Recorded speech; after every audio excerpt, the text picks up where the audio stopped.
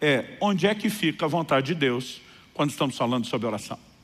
No Salmo 6, 9, eu estou escolhendo um de muitas menções nos Salmos, Davi diz: o Senhor ouviu a minha súplica, o Senhor acolhe a minha oração. Ou seja, ele não está falando de Deus fazer apenas algo que quis, mas está falando de Deus literalmente atender aquilo que ele clamou a Deus para que Deus fizesse. No Evangelho de João, nós temos algumas declarações que também não podem ser ignoradas. João capítulo 14, versículo 13, Jesus diz: e tudo o que vocês pedirem em meu nome, isso farei, a fim de que o Pai seja glorificado no Filho. Se me pedirem alguma coisa em meu nome, eu o farei.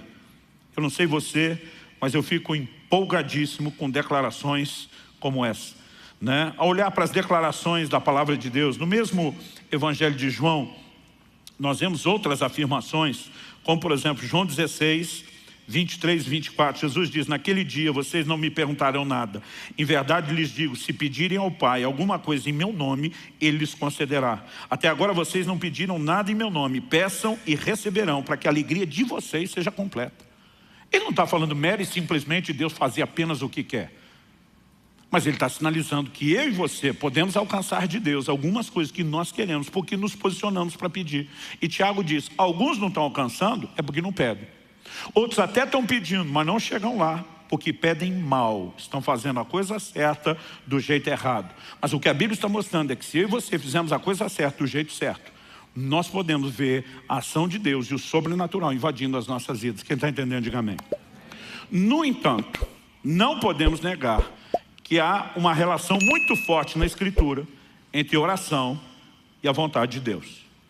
É inegável, não dá para desvincular essas duas coisas. Por exemplo, em Mateus no capítulo 6, no versículo 10, na oração do Pai Nosso, Jesus está nos ensinando não uma reza, mas um modelo de oração. Ele nos ensina a dizer: venha o teu reino, seja feita a tua vontade. Pergunta: se a vontade de Deus se estabelece na terra sem oração, por que é que Ele mandou a gente orar para a vontade dEle ser feita? Nós estamos falando de uma simples encenação? Ou existe alguma relação entre orar e a vontade de Deus poder ser executada, poder se manifestar? Eu particularmente acredito na segunda opção e não na primeira. Uma outra coisa que nós não podemos deixar fora da equação é que orar alinhado com a vontade de Deus é garantia de resposta. 1 de João, capítulo 5, versículos 14 e 15 diz o seguinte: essa é a confiança que temos para com Ele, que se pedimos alguma coisa segundo a sua vontade, Ele nos ouve. E se sabemos que Ele nos ouve quanto ao que lhe pedimos, estamos certos de que obtemos os pedidos que lhe temos feito. Então ele diz: se oramos segundo a sua vontade, somos ouvidos. Se somos ouvidos, certeza que vamos alcançar o que é que nós estamos pedindo. Então a oração que é feita segundo a vontade de Deus é um tiro certeiro. Pastor, como podemos saber a vontade de Deus ao orarmos? Em primeiro lugar, o que Deus já revelou na Escritura, o que Deus já revelou na palavra. Em segundo lugar, eu e você podemos lidar com questões que são de ordem personalizada. Não são detalhes que estão nas Escrituras. Quando Kelly estava grávida do Israel, nosso primeiro filho, estava se aproximando a hora do parto. Me lembro de um dia que eu estava no meu momento devocional, de oração com Deus. O Espírito Santo falou comigo: ore e jejue, porque você vai enfrentar uma grande batalha na hora do parto do seu filho. A partir daquele momento, durante 6 dias, eu não comi absolutamente nada. Eu fiquei em oração e intercessão contínua, até que no 6º dia me veio o que eu chamo de um testemunho de vitória. Alguns dos crentes mais antigos, em especial do meio pentecostal, usavam uma expressão que é: nós vamos orar até chegar lá. O que é o chegar lá? É aquela sensação: alcancei, conquistei algo, né? E quando me veio aquele testemunho interior, foi quando eu parei de orar e voltei a comer. Quando chegou o dia do parto, houve uma grande complicação. E de acordo com os próprios médicos, meu filho só sobreviveu por um milagre, por algo que eles não sabem explicar. Agora, se Deus já queria fazer um milagre, por que é que me mandou orar primeiro? Eu e você precisamos entender que até para fazer aquilo que Ele quer fazer, muitas vezes Ele sinaliza e nos chama a esse lugar de cooperação com Ele através da oração. Mas quando oramos dentro da vontade de Deus, é certo que Ele nos ouve. E se é certo que Ele nos ouve, é certo que vamos receber. Então, além daquilo que já está revelado na Escritura, a única outra forma pela qual eu e você podemos ter certeza da vontade de Deus é quando o Espírito Santo nos dá um direcionamento mais claro e específico. Além disso, vamos colocar ainda nessa equação algo que volta e meia eu falo aqui. Eu sempre tenho dito que oração não é só o meio através do qual eu e você conseguimos de Deus o que a gente quer. Isso é uma parte da oração, mas não é a verdade completa. Porque oração também deveria ser em contrapartida, o meio através do qual Deus consegue de nós o que Ele quer. Oração também deve compor na nossa vida um ambiente de rendição e de sujeição à vontade de Deus. A Bíblia diz em Mateus 26:39 que no Getsêmani o Senhor Jesus ora, O livro de Hebreus interpreta o que aconteceu no Getsêmani, dizendo que Jesus ofereceu com forte clamor e lágrimas, orações e súplicas a quem o podia livrar da morte. Então, quando lá no Getsêmani nós lemos nos evangelhos Jesus dizendo: Pai, se possível, passe de mim esse cálice. Cálice, no próprio ensino de Jesus, fala de sofrimento. Ele basicamente está dizendo para Deus: se tiver um plano B que dê para evitar a morte por crucificação, vamos ativar o plano B. Contudo, seja feito não a minha, mas a sua vontade. A oração sempre tem que nos levar ao lugar da vontade de Deus. E se a nossa vontade estiver em colisão com a dele, nós precisamos nos submeter à vontade dele. Ou seja, até agora, o tempo todo, nós estamos vendo uma forte relação entre oração e a vontade de Deus. Essa é uma das razões pelas quais as expressões de fazer lembrar do Senhor não tem papel informativo, mas são um posicionamento de dizer: o Senhor já revelou sua vontade na palavra, e nós apenas estamos colocando isso diante do Senhor, para que fique claro que não estamos orando fora da sua vontade. Entender que há uma relação forte entre a oração e a vontade de Deus é importante, mas não apenas entender que Deus não vai atender uma oração fora da sua vontade. Isso também é verdade e tem que ser trazido para dentro dessa ideia. Nós temos orações na Bíblia que foram ignoradas. Um exemplo disso, o que você vê em 2 Samuel, capítulo 12. Depois que Davi comete o pecado de adultério com Batseba, de homicídio de Urias, Natã, o profeta, é enviado a ele. Expõe e denuncia o pecado dele, anuncia uma palavra de juízo dizendo: essas serão as consequências dos seus atos de pecado. E entre eles, Natã diz: a criança que foi gerada nessa relação pecaminosa vai morrer. Quando a criança adoeceu gravemente, Davi passa 7 dias prostrado, com a cara no chão, jejuando, clamando misericórdia sobre a criança. Mas o quadro dela não mudou, porque Deus já havia sinalizado sua vontade. Você pecou, o juízo está acontecendo, você vai colher o fruto que você fez, e a situação não muda. Embora seja o mesmo Davi que lá no Salmo 6:9 nós vimos ele dizendo: o Senhor atendeu a minha súplica, ele ouviu a minha voz. Aqui nós vemos Deus olhando para ele dizendo: nesse caso você não vai ser atendido. Aliás, vamos tirar um exemplo pessoal só de Davi e vamos tentar ter um olhar mais abrangente, genérico. Provérbios 28:9 diz assim: quem desvia os ouvidos de ouvir a lei, aqui a lei de Deus, a palavra de Deus, até a sua oração será abominável. Ou seja, uma pessoa que está andando contrária à palavra de Deus, em deliberada quebra de mandamentos divinos, sua oração não só não será atendida, como a Bíblia diz, é abominável a Deus. Então é evidente que nossas orações têm um poder extraordinário dentro do escopo da vontade de Deus. Ou seja, orações fora da vontade de Deus não serão atendidas. Por outro lado, me parece muito claro também na Escritura que a vontade de Deus, sem as nossas orações, também não será executada.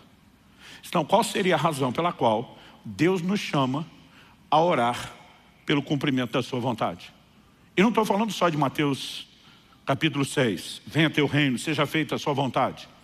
Por exemplo, me acompanhe em primeira carta de Paulo a Timóteo, no capítulo 2, 1 Timóteo, capítulo 2, e vamos ler junto a partir do versículo 1. O apóstolo diz assim: antes de tudo. Sabe o que significa essa expressão traduzida do original grego aqui como antes de tudo? Significa antes de tudo. Às vezes a gente sempre quer um significado diferente, mas é isso mesmo. Em outras palavras, ele está dizendo, não tem nada mais importante, isso aqui é primordial, é o ponto de partida, vem antes das demais coisas. Antes de tudo, o que é que vem antes de tudo? Peça e façam súplicas, orações, intercessões e ações de graças em favor de todos os homens, ou dependendo da versão, de todas as pessoas. Pergunta: por que é que Deus quer que a gente ore por todo mundo? O apóstolo continua, inspirado pelo Espírito, e diz: ora em favor dos reis e de todos os que exercem autoridade. Isso aqui não é só privilégio, é responsabilidade da igreja orar pelos governantes. O texto diz: para que vivamos vida mansa e tranquila, com toda piedade e respeito. Quantos acreditam que Deus quer que a gente tenha uma vida mansa e tranquila? Mas ele está dizendo: ore pelos reis e governantes para que vocês possam ter isso. Em outras palavras, ele está dizendo: você não vai ter isso apenas porque eu quero. Você vai ter isso se você orar. Porque se você orar, eu vou poder fazer o que eu quero. Se você não orar, não vou poder fazer o que eu quero. Aliás, o texto continua e diz no versos 3 e 4: isso é bom e aceitável, dependendo da versão, agradável, diante de Deus, nosso Salvador. Que é bom e aceitável, orar por todos os homens. Aí ele diz no verso 4: o qual deseja que todos sejam salvos e cheguem ao pleno conhecimento da vontade, da verdade. Mas se Deus deseja a vontade dele salvar todo mundo, por que é que eu tenho que orar? Pois é, o tempo todo é o que a Bíblia nos mostra, que a vontade de Deus sem oração não será executada. Por outro lado, a oração fora da vontade de Deus também não será atendida. Mas existe uma combinação entre oração e vontade de Deus que se torna uma química explosiva. E aí nós voltamos à pergunta do início: por quê? Por que a oração é tão importante e necessária? E acredito que para a gente poder responder isso, nós precisamos de uma visão panorâmica, abrangente, maior. E precisamos olhar ao longo das Escrituras qual é o propósito de Deus desde o início com o homem em relação à terra. Alguém diz com muita propriedade que para entender o propósito você tem que voltar no início. Quando questionaram Jesus a respeito de divórcio e casamento, Jesus disse: nunca lestes que desde o princípio Deus os fez homem e mulher, e disse: deixará o homem seu pai e sua mãe, né? Se unirá a sua esposa, os dois serão a sua carne. Jesus vai lá no primeiro casal para estabelecer o padrão e o propósito de Deus para o casamento. Porque voltar à origem muitas vezes nos ajuda a entender o propósito. E quando falamos a respeito disso, quando você olha para a criação, lá em Gênesis, no capítulo 1, qual foi a declaração de Deus a respeito do homem? Ele diz em Gênesis 1, 26, Deus disse: façamos o ser humano a nossa imagem, conforme a nossa semelhança. Tenha ele domínio. Deus depois, o verso 27 diz assim: Deus criou o ser humano, a sua imagem, a imagem de Deus o criou, homem e mulher os criou. O verso 28 diz: Deus os abençoou e lhes disse: sejam fecundos, multipliquem-se, encham a terra e sujeitem-na. Aqui ele está falando da terra. Daí ele diz: tenham domínio sobre os peixes do mar, sobre as aves do céu e sobre todo animal que rasteja sobre a terra. Como é que a Bíblia se refere a esse mesmo episódio? No Salmo 8, dos versos 4 ao 8, a Bíblia diz: que é o homem para que dele te lembres, e o filho do homem para que o visites? Fizeste-o, no entanto, por um pouco menor do que Deus. De glória e de honra o coroaste. Deste-lhe domínio sobre as obras da tua mão, e sob seus pés tudo lhe puseste. Aí ele afirma nos versos 7 e 8: ovelhas, bois, todos, também os animais do campo, as aves do céu, os peixes do mar, e tudo que percorre as veredas dos mares. Deus não estava dando domínio só sobre os animais, sobre toda a terra, sobre toda a criação, sobre tudo que Deus fez.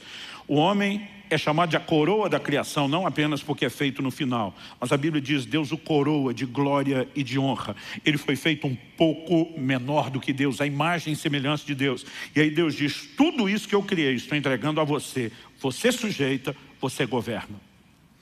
Eu diria que a razão pela qual eu e você precisamos orar é uma questão de legalidade. Eu diria que é uma questão de jurisdição.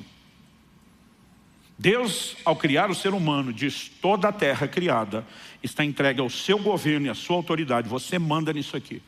E basicamente o próprio Deus que empoderou o homem para governar sobre a terra diz: para que eu possa agir, eu não passo por cima da autoridade que eu lhe concedi. Você precisa me solicitar formalmente para que eu possa interferir. O Salmo 115, 16 resume isso dizendo: os céus são os céus do Senhor, mas a terra Deus a deu aos filhos dos homens. Por que é que Jesus nos ensina a orar dizendo: venha o teu reino, seja feita a tua vontade aqui na terra como é feita nos céus? Porque na jurisdição dele, a vontade dele se estabelece sem restrição. Mas para que ela possa se estabelecer aqui, eu e você temos que clamar. Essa é a razão pela qual a vontade de Deus sem oração não se cumpre, e também pela qual a oração fora da vontade de Deus não atrai a intervenção dele, mas é a razão pela qual a combinação das duas coisas é uma química explosiva. Quem está entendendo, diga amém. O que eu e você precisamos entender é que inclusive ratifica a autoridade que Deus deu ao homem. Outro dia alguém me perguntou: pastor, mas se o que o senhor está falando fosse verdade, que o homem tem autoridade sobre a terra e Deus não quer passar por cima e ele espera uma solicitação, como é que ficam as declarações de que a Bíblia diz que do Senhor é a terra e a sua plenitude? Deus não transferiu a posse do que lhe pertence. Deus lhe transferiu a autoridade de governo por tempo determinado. Mas até que o prazo de arrendamento encerre, ainda que tudo pertença a Deus, a autoridade foi dada ao homem. Aí alguém me disse: ok, mas então o diabo também não poderia agir na terra e parece que ele está meio solto. Eu falei: ele está. Diferente de Deus, ele está. E alguém me perguntou por quê? Eu falei: vamos para a tentação de Jesus no deserto. Lucas 4, versos 5 e 6. A Bíblia diz que Jesus, quando está sendo tentado pelo diabo, num dos momentos, o diabo lhe mostrou todos os reinos, as glórias do mundo, e diz para Jesus: tudo isso te darei, se prostrado me adorares. O diabo diz assim para Jesus: porque me foi entregue, e eu dou a quem quiser. Jesus não olha para o diabo e diz: mentiroso, nada disso é teu. Até porque se fosse mentira, não seria uma tentação. Jesus nem questiona o que o diabo está dizendo, se ele tem o poder de entregar ou não. Ele apenas diz: está escrito, ao Senhor teu Deus adorarás, e só Ele servirás. E Jesus sabia muito bem que ele veio para tomar tudo aquilo de volta como Redentor, sem precisar se curvar diante do diabo, sabendo que quem vai se curvar diante dele é o próprio Satanás. Mas tirando o mérito do que faria, nós precisamos entender. Agora, se o diabo está dizendo: me foi entregue, eu dou a quem quiser, a pergunta é: quem entregou? Foi Deus? Não. Deus entregou tudo isso na mão do homem. Quem que pôs na mão de Satanás? O homem. 2 de Pedro 2,19 diz que quem é vencido em algo se torna escravo daquele que o vence. Quando o homem peca, tudo aquilo que Deus lhe confiou, toda a sua autoridade, automaticamente é transferida. Ainda que Jesus tenha vindo para resgatar, e a obra da redenção não se limita aos homens, envolve toda a terra e toda a criação, porque tudo foi afetado com o pecado. Ainda que Jesus tenha vindo para restaurar a autoridade do homem, nós voltamos a uma posição semelhante ao que era antes da queda. O homem tem autoridade e ele precisa reivindicar uma intervenção dos céus para que os céus possam entrar no lugar da jurisdição ou da legalidade humana. Ou seja, nós não estamos de forma alguma limitando o poder de Deus. Deus, por razões que pertencem a Ele, escolheu que as coisas funcionariam assim, revelou na sua palavra que esse é o formato. Então, volto naquele questionamento do início. Alguns de vez em quando me perguntam: e a soberania de Deus, onde fica? Eu falei: fica com Ele. Ele continua sendo soberano. Ele que decidiu agir assim, não foi a gente que convenceu Ele. Nós não iludimos Ele para participar do processo e conseguimos fazer Ele acreditar como se Ele não fosse soberano. Ele, o Criador, Senhor de todas as coisas, decidiu e revelou isso na sua palavra. Ponto final. A pergunta é: o que é que eu e você